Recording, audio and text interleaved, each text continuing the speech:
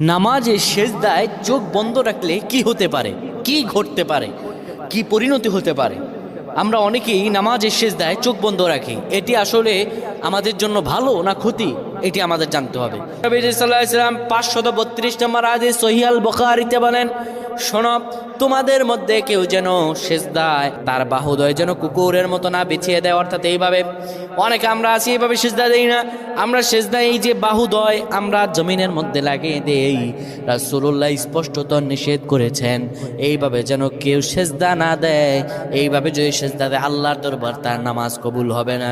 শুধু তাই নয়, রাসূলুল্লাহ সাল্লাল্লাহু আলাইহি সাল্লাম সেজদার মধ্যে গিয়ে চক্ষু বন্ধ করা ঠিক নয়।